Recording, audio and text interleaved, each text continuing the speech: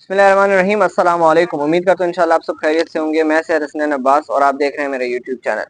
قاضی کی آج جو بے عزتی ہوئی ہے، قاضی فائز عیسیٰ کی، اور اس کی جو ضلالت ہوئی ہے، وہ شاید ہی ہم نے تاریخ میں ایسی کسی جج کی اس طرح کی ضلالت ہوتی ہوئی دیکھی ہو۔ یعنی جب گھر سے، جب اسکول سے، جب آپ کو کوئی بہت زیادہ ناپسند بھی ہوتا ہے نا، جب وہ آپ کا گھر، وہ اسکول جب چھوڑ کر جا رہا ہوتا ہے، تو تب بھی بندے کا دل کرتا ہے کہ یار بندہ جا کے اس سے مل لے۔ یعنی سوراب برکت صاحب نے یہ رپورٹ کیا ہے کہ بندے کا دل کرتا ہے کہ ان سے جا کے مل لے ایک دفعہ اور ان سے جو ہے خداحافظی کرے۔ لیکن قاضی صاحب کے ساتھ یہ بھی نہیں ہوا۔ ان کے اپنے کولیگز نے، ان کے یعنی وکلاء کا جو ریاکشن آپ دیکھیں کہ وکلاء نے آج کے دن کو یوم نجات کا دن قرار دیا ہے۔ اور اتنی خوشی کی بات یعنی اس کے جانے کے اوپر مطلب یہ کہ ایک انسان کی اتنی بھی عزت نہیں کہ اسے جاتے وقت ہی کم از کم بندہ خداحافظی کرے اور ان کو عزت سے جانے دیں کہ چلیں یار انہوں نے جو کچھ بھی کیا ہم ان کو عزت دیتے ہیں۔ وہ بھی نہیں ہو پا رہا کیونکہ انہوں نے کام ہی ایسی کیے ہیں۔ انہوں نے جو جھنڈے گاڑے ہیں اپنے چیف جسٹس کے دور میں، تو وہ جھنڈے ہی ایسے گاڑے ہیں کہ ان کے اوپر کمپرومائز نہیں کیا جا سکتا، خیر سے ان کو خداحافظی بھی نہیں کی جا سکتی، یعنی انہوں نے جو کام کیا ہے۔ تو اسی وجہ سے قاضی صاحب کی بہت زیادہ مرتبہ بے عزتی ہوئی ہے۔ کبھی کبھار تو وکلاء نے ان کے اوپر جوگت مارے ہیں، صحیح ہے، کیونکہ وہ بہت بڑا جھوٹا انسان تھا، تو کبھی کبھار وکلاء نے ان کے اوپر جوگت مارے، کبھی جی اپنی کولیگز نے ان کی بے عزتی کی، کبھی سرے بازار کسی ڈونٹ والے نے بے عزتی کر دی۔ تو یہ قاضی صاحب کے ساتھ یعنی بہت کم نہیں ہوا، بہت زیادہ مرتبہ یہ ہوا ہے کہ ان کی بے عزتی ہوئی ہے اور دھڑا دھڑ ان کی بے عزتی ہوئی ہے۔ اب بھی یہی ہوا ہے کہ منصور علی شاہ صاحب نے جو ان کو الوداعی ایک لیٹر لکھا ہے، اس میں انہوں نے ان کو شترمرغ کا کردار ادا کرنے والا پکارا ہے، یعنی ایسا کردار کہ جو شترمرغ کی طرح جس نے کردار ادا کیا، ایسے جج کو جو ہے وہ ہم خدا حافظ کہتے ہیں۔ انہوں نے اس طرح کے الفاظ استعمال کیا ہے۔ دیکھیں ناظرین، جو تاریخ ہے نا، تاریخ وہ دو قسم کا کردار ادا کرتا ہے۔ پہلا جو ہے وہ کوڑے دان کا کردار ادا کرتا ہے، اور دوسرا جو قسم ہے وہ اپنا گلدستی کا کردار ادا کرتا ہے۔ یہ آپ پہ ڈیپینڈ کرتا ہے کہ آپ نے خود کو گند بنا کر کوڑے دان میں پھینک دینا ہے، کوڑے دان میں جا کر رہنا ہے، یا آپ نے خود کو گل بنا کر، پھول بنا کر تاریخ کے جو گلدستہ ہے اس میں رہنا ہے۔ تو یہ آپ کے اوپر ڈیپینڈ کرتا ہے، اور قاضی صاحب نے بدقسمتی سے کوڑے دان کو اپنے لیے گھر کے طور پر چنا ہے۔ تو اچھی بات ہے، اب دیکھتے ہیں کہ ان کو جن الفاظ سے تاریخ میں یاد کیا جائے گا وہ یونیک ہوں گے as compare to all of the ججز۔ ناظرین، بابا کڈا کے نام سے ایک بندہ ہے جو کھلم کھلا یہ کہتا ہے آرمی کو، پاکستان کی آرمی کو اور ایجنسیوں کو کہ اگر تم میں ہمت ہے تو تم مجھے ڈھونڈ کے دکھاؤ۔ وہ دراصل ہے ہی پاکستان تحریک انصاف کا ہی بندہ ہے، لیکن میرے خیال سے کہ پاکستان تحریک انصاف کے لوگوں کو بھی نہیں پتا ہوگا کہ وہ کون ہے۔ تو انہوں نے ایک ٹویٹ کیا ہے، وہ میں آپ کے سامنے پڑھ کے سناتا ہوں۔ انہوں نے کہا ہے کہ ایک صوبے کے سابق سیکرٹری داخلہ کے بیٹے سے سلام دعا ہے، جس کے ذریعے اندر کی خبروں کی جانکاری ملتی رہتی ہے۔ کل رات اس نے کئی اندر کی باتیں بتائیں جن کا علم انصافیوں کو ہونا ضروری ہے۔ جو کچھ مجھے پتہ لگا اس کے مطابق آج سے 6 ہفتے قبل جب تحریک انصاف نے جلسے جلوس کا احتجاج کا سلسلہ شروع کیا تو عوام نے توقع سے زیادہ جوش و خروش سے حصہ لینا شروع کیا۔ فوج کے جو ہائی کمان ہے اس میں بے چینی پھیل گئی۔ 4 اکتوبر کا جو احتجاج تھا وہ ٹرننگ پوائنٹ ثابت ہوا، اور ایجنسیوں کو اطلاعات مل رہی تھی کہ ڈی چوک میں پہنچ کر علی امین گنڈاپور دھرنے کی کال بھی دے سکتا ہے، اور اڈیالہ کی طرف لانگ مارچ کے بھی امکانات موجود ہیں۔ پھر تحریک انصاف کی پولیٹیکل جو کمیٹی ہے ان کے ارکان، ان کے رکن کے ذریعے یہ خبر لیک ہوئی یا دانستہ طور پر لیک کی گئی، جس کے مطابق تحریک انصاف پنجاب سے اڈیالہ کی جیل کے جانب لانگ مارچ کی ایک اور کال دینی جا رہی تھی۔ یہ سب خبریں ایجنسیوں کی زبان میں ڈسٹربنگ تھیں۔ فوری طور پر گنڈاپور کو انگیج کرنے کا فیصلہ ہوا کہ کے پی کے ہاؤس میں میٹنگ رکھی گئی، جس میں 1 گھنٹے کے لیے بیرسٹر گوہر بھی بنفس نفیس شریک ہوئے۔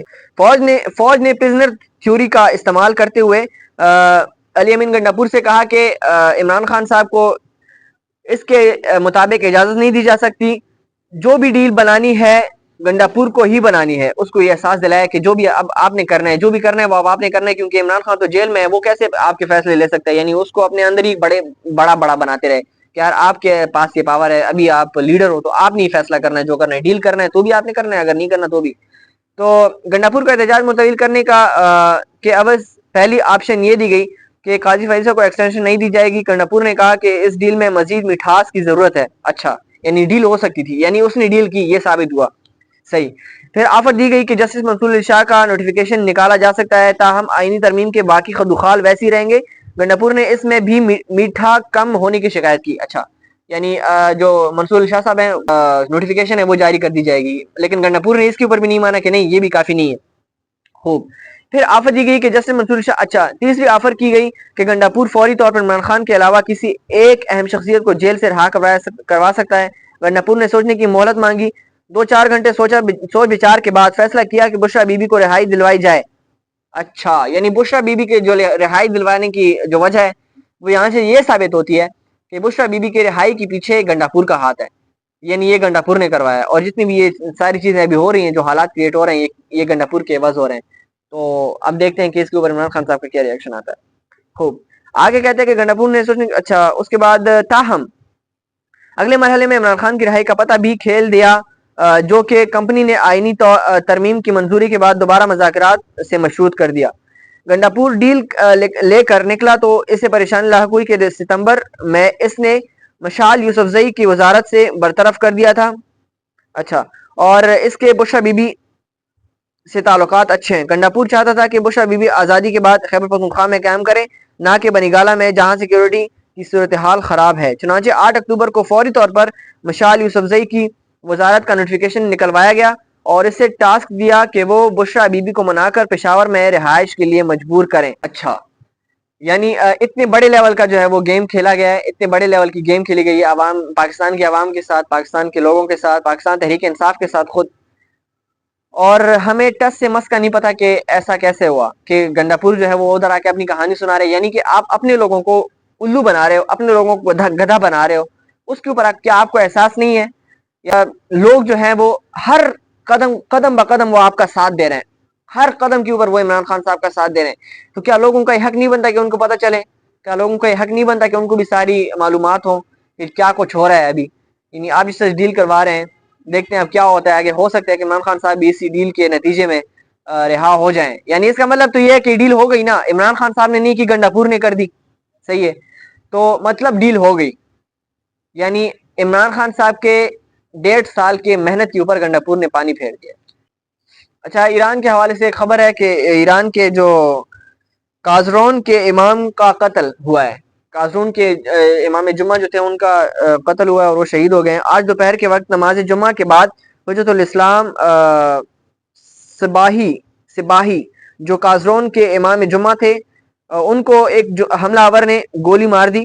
اسے زخمی حالت میں ہسپتال لے جایا گیا, لیکن بعد میں وہ زخموں کا تاب نہ لاتے ہوئے چل بسا. حملہ, یعنی جو امام جمعہ تھے وہ پہلے ان کو گولی ماری گئی اور اس حملہ آور نے بعد میں اپنی خودکشی بھی کر لی. اور بعد میں تاکہ ان کو لوگوں کو یعنی ایرانی اس کو پکڑ نہ سکیں اور ان سے بات نکلوا نہ سکیں کہ کہاں سے ہو تم, یعنی کس کے جاسوس ہو, تو اس ڈر سے اس نے اپنی خودکشی کر دی اور اپنی جان لے لی خود ہی. دوسری خبر جو ہے وہ حزب اللہ کی طرف سے. حزب اللہ نے جو ان کا جو انٹیلیجنس کے شعبے کے جو سربراہ تھے ان کی شہادت کی تصدیق کر دی ہے. یہ بھی ایک بہت بڑی شہادت ہے, یعنی دھڑا دھڑ جو ہے وہ شہادتیں ہو رہی ہیں ایران کے, لبنان کے. اور دراصل میں آپ کو بتاؤں, ایک رپورٹ یہ بھی آئی ہے کہ اصل میں دیکھیں جو ایران ابھی جنگ کر رہا ہے نا, جو لبنان ابھی لڑ رہا ہے, جو فوج خدا ابھی جن کفار سے جن کا سامنا ہے, وہ دراصل اسرائیل سے جنگ نہیں کر رہے, وہ دراصل امریکہ سے جنگ کر رہے ہیں. کیونکہ جتنی بھی جو میزائل ہیں, جتنا بھی اسلحہ ہے, جتنی بھی اسٹریٹجیز ہیں, جو کچھ استعمال ہو رہا ہے وہ سارا کچھ امریکہ کا یوز ہو رہا ہے, اسرائیل کا نہیں. اسرائیل کا اپنا تو کچھ ہے ہی نہیں, جتنا کچھ ہے وہ امریکہ کا ہی ہے. تو اس کا مطلب کہ جو یہ ایران اور لبنان ابھی جنگ کر رہی ہے نا, تو اس امریکہ سے ہی کر رہی ہے. اور یقینی طور پر یہ ایک ٹرننگ پوائنٹ ثابت ہوگا. ایک وقت وہ آئے گا کہ جب امریکہ جو ہے اپنی دلالی اور شیطانی کے جو ان کی جو نوست ہے, اور وہ جو خود کو سپر پاور کہتا ہے, اس کے اس دعوے کو انشاءاللہ ایران ختم کرے گا. انشاءاللہ وہ دن بہت قریب آئے گا. امید کرتے ہیں, ہماری یہ دعا بھی ہے کہ پاکستان کے لیے بھی وہ دن آئے کہ پاکستان میں ایک دن یہ کہے کہ ہاں ہم باطل کے خلاف کھڑے ہوں گے. انشاءاللہ امید کرتے ہیں انشاءاللہ ضرور ایسا ہوگا. آپ سب سے بھی دعا کی اپیل ہے کہ ضرور دعا کیجیے گا. ہمارے لیے بھی، فلسطین کے مظلومین کے لیے بھی، اور پاکستان کے لیے بھی۔ تو آج کے لیے اتنا ہی، اپنا خیال رکھیے گا اور اپنے اس چینل کا بھی۔ اللہ حافظ۔